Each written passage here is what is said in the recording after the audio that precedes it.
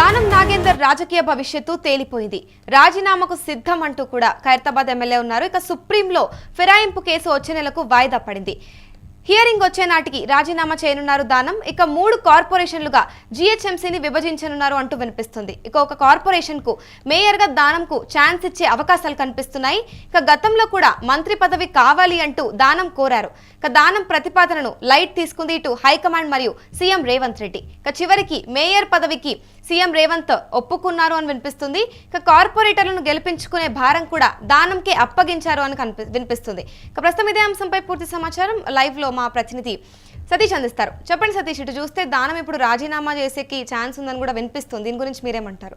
ఈ రోజులుగా దానం నాగేందర్ గురించి, ముఖ్యంగా దానం నాగేందర్ పరిస్థితి ఏంటి, దానం నాగేందర్ రాజకీయ భవిష్యత్తు ఏంటి అని కూడా పెద్ద ఎత్తున ప్రశ్నాత్మకంగా మారింది. దీనికి సంబంధించి కూడా మరి రాజీనామా చేస్తారా లేదంటే స్పీకర్ సస్పెన్షన్ వేటు వేస్తారా అనేది పెద్ద ఎత్తున చర్చనీయాంశమైంది. సో దీనికి సంబంధించి కూడా ఇప్పటికే సుప్రీంకోర్టులో వచ్చే నెల వాయిదా ఉంది. ఆ వచ్చే నెల లోపు మరి ఈ నిర్ణయం స్పీకర్ తీసుకుంటారా లేదే కోర్టు మరి ఏమైనా చర్యలు తీసుకుంటుందా అనేది పక్కన పెడితే, ఈ కోర్టుకు హియరింగ్ వచ్చే లోపు దానం రాజీనామా చేయబోతున్నారా అనేది కూడా స్పష్టంగా కనబడుతుంది. ఎందుకంటే నిన్న మాట్లాడినటువంటి మాటలు ఆయన ముఖ్యంగా నేను రేవంత్ రెడ్డి వర్గమే, రేవంత్ రెడ్డితోనే ఉన్నాను, రేవంత్ రెడ్డి ఖైరతాబాద్కి పెద్ద ఎత్తున ఫండ్స్ ఇస్తూ ఉన్నాడు, సో ఇన్ని అభివృద్ధి పనులకు సహకరిస్తున్న రేవంత్ రెడ్డితోనే నేను ఉన్నాను, నేను కాంగ్రెస్ పార్టీలోనే ఉన్నాను, కాంగ్రెస్తోనే ఉన్నాను, మిగతా ఎమ్మెల్యేలు ఎక్కడున్నారో నాకు తెలియదు, నేను మాత్రం కాంగ్రెస్లోనే ఉన్నాను,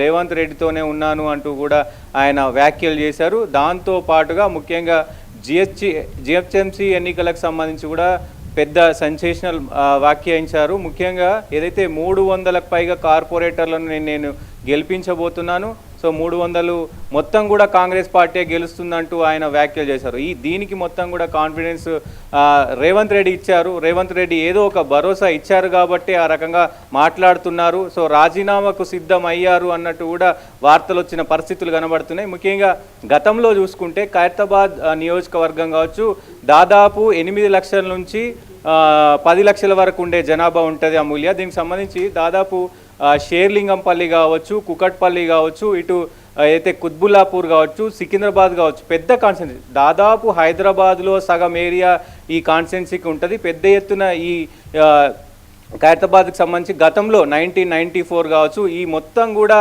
ఈ పెద్ద ఏరియా ఉండే పీజేఆర్ పేరు పెద్దగా ఈ నియోజకవర్గంలో వినబడేది. సో ముఖ్యంగా దీనికి సంబంధించి ఇప్పుడు Revanth Reddy plan of action ఏంటి అనేది ముఖ్యంగా చూస్తే, సో కార్పొరేటర్లను ముఖ్యంగా గెలవాలంటే సో ఈ నియోజకవర్గాన్ని, ఈ పెద్ద నియోజకవర్గం గతంలో ఏదైతే 1994-90sలో ఉన్న నియోజకవర్గం ఏదైతే ఉందో ఇప్పుడు దాదాపు 4-5 కాన్స్టిట్యున్సీలు అయినాయి. సో దీన్ని కనుక గ్రిప్లో పెట్టుకొని పీజేఆర్ పేరుని ముందుకు తీసుకొచ్చి సో కార్పొరేటర్లను గెలిపించే దిశగా సో ఈ దీంతో వెళ్ళనున్నారు అన్నట్లు తెలుస్తూ ఉంది. దానికి ముఖ్యంగా అటు రోహిన్ రెడ్డిని, ఇటు విజయారెడ్డిని, సో వీళ్ళని కాంగ్రెస్ పార్టీకి వీళ్ళు అండదండలుగా ఉన్నారు కాబట్టి వీళ్లకు ఎవరికో ఒకరికి టికెట్ ఇచ్చి దాంతోపాటు దానంకి ఒక కీలక పదవి అంటే కార్పొరేషన్లో ఇప్పటికే ఇప్పటికి ఉన్న అంటే 300 కార్పొరేట్ సీట్లలో దీనికి సంబంధించి ఒక కార్పొరేషన్ ఇస్తారా లేదంటే డైరెక్ట్ మేయర్గా పదవి ఇస్తారా అనేది కూడా ఒకటి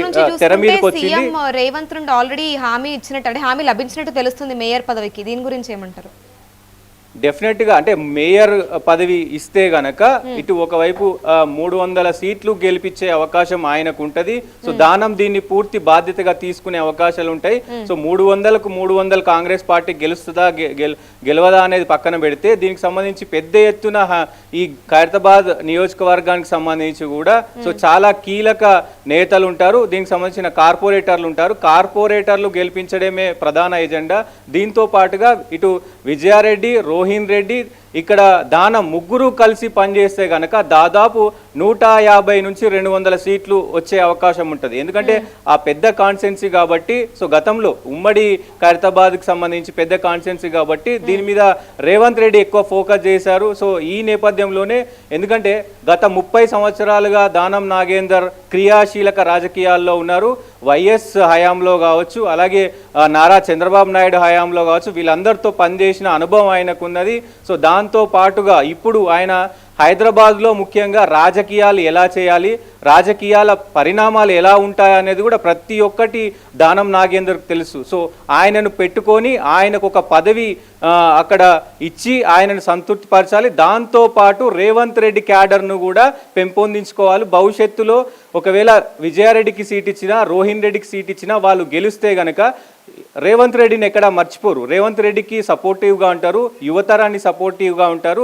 సో ఈ నేపథ్యంలోనే రేవంత్ రెడ్డి ప్లాన్ ఆఫ్ యాక్షన్గా నడుస్తుంది. దాంతో భాగంగానే అటు ముగ్గురికి అంటే ఇటు విజయారెడ్డికి, అటు రోహిన్ రెడ్డికి, ఇటు దానంకి ఒక పదవి ఇచ్చి సో విజయారెడ్డిని గెలిపించిన, అటు రోహిన్ రెడ్డిని గెలిపించిన మొత్తం పార్టీ అంతా కూడా ఒక లైన్లో వెళ్తూ ఉంటుంది. దాంతోపాటు ఏదైతే ఈ ఫిరాయింపు ఎమ్మెల్యేలకు కూడా ఒక భరోసా ఉంటుంది. అంటే మనం ఒకవేళ కాంగ్రెస్ పార్టీలోకి వెళ్ళినా సో కాంగ్రెస్ పార్టీ కండువ కప్పుకున్నా కూడా అంటే మనకి భవిష్యత్తు ఉంటుంది, భరోసా ఉంటుంది అనే నేపథ్యంలోనే ఈ ప్లాన్ ఆఫ్ యాక్షన్ కూడా రెడీ చేసినట్టు తెలుస్తూ ఉంది. ఏదేమైనప్పటికీ దానం నాగేందర్కి అయితే రేవంత్ రెడ్డి హామీ ఇచ్చినట్టు తెలుస్తూ ఉంది. మరి మేయర్గా ఇస్తారా, ఇంకొక పదవి ఏదైనా కార్పొరేషన్ పదవి ఇస్తారా తెలవాల్సిన అవసరం అయితే ఉంది అమూల్య. రైట్, మరి ఇప్పుడు చూసుకుంటే ఖైరతాబాద్ లో ఉప ఎన్నిక అనివార్యమైన నేపథ్యంలో ఇప్పుడు మరి సిట్టింగ్ దానంను పక్కన పెట్టడానికి కారణాలు ఏంటంటారు?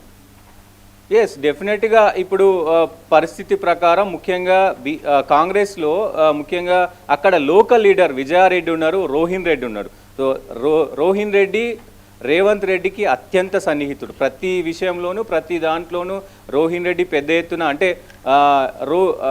సీఎం రేవంత్ రెడ్డి షాడోగా వ్యవహరిస్తూ ఉంటాడు. ఎక్కడ మొత్తం హైదరాబాద్ సిటీలో కావచ్చు, బయట అంతా కూడా రేవంత్ రెడ్డి షాడో అంటే రోహిన్ రెడ్డి అంటారు. సో ఈ నేపథ్యంలోనే మరి ఆయనకు ఇవ్వకుండా అంటే కాంగ్రెస్ పార్టీలో గతం నుంచి కూడా రోహిన్ రెడ్డి సేవలు అందించారు. సో ఇవన్నీ దృష్టిలో పెట్టుకొని సో రోహిన్ రెడ్డి కన్నా ఇవ్వాలి, లేదంటే ఖైరతాబాద్లో ప్రతి ఒక్కటి అంటే ఒక గల్లీ తెలిసిన లీడర్, క్యాడర్ ఉన్న లీడర్ విజయారెడ్డి. సో వీరిద్దరిలో ఒకరికి ఇచ్చే అవకాశం ఉంటుంది. సో ఈ నేపథ్యంలోనే వీళ్ళిద్దరిలో ఒకరికి టికెట్ ఇచ్చి అటు దానంకి కూడా ఒక పదవి ఇస్తే సో మొత్తం ముగ్గురు కలిసి కూడా కాంగ్రెస్ పార్టీని ముందుకు తీసుకుపోతారు అనేది ప్రధాన ఎజెండా. సో అందుకే ఒకవేళ ఇక్కడ కనుక దానం నాగేందర్కి టికెట్ ఇస్తే సో దానం నాగేందర్కి టికెట్ ఇస్తే అటు రోహిన్ రెడ్డి పెద్ద ఎత్తున పార్టీకి డ్యామేజ్ చేసే అవకాశం ఉంటుంది, విజయారెడ్డి కూడా పార్టీకి డ్యామేజ్ చేసే అవకాశం ఉంటుంది. ఎందుకంటే కాంగ్రెస్ కోసం చాలా కష్టపడ్డ వ్యక్తిలో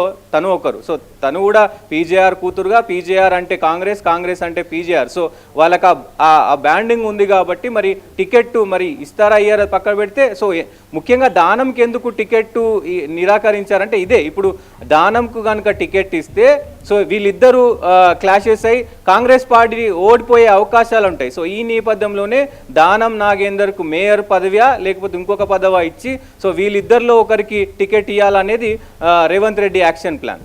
రైట్, థ్యాంక్ యూ సతీష్. ప్రస్తుతం చూసుకుంటే దానం నాగేందర్ రాజకీయ భవిష్యత్తు తేలిపోయినట్టే కనిపిస్తుంది. రాజీనామాకు సిద్ధమయ్యారు ఖైరతాబాద్ ఎమ్మెల్యే. సుప్రీంలో ఫిరాయింపు కేసు వచ్చే నెలకు వాయిదా పడింది. ఇక హియరింగ్ వచ్చే నాటికి రాజీనామా చేయనున్నారు దానం. ఇక 3 కార్పొరేషన్లుగా జిహెచ్ఎంసీని విభజిస్తున్నారు అంటూ వినిపిస్తుంది.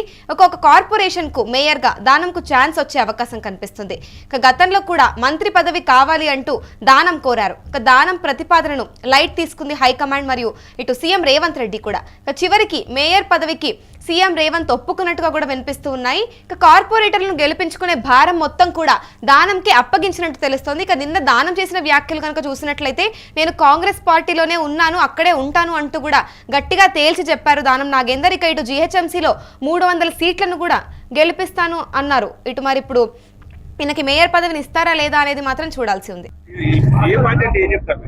కాంగ్రెస్ చెప్తున్నాం కదా, కాంగ్రెస్ ఎక్కడో ఏ పార్టీలో ఉంటే అదే గెలుస్తుంది కదా, అది మన స్పెషాలిటీ కదా.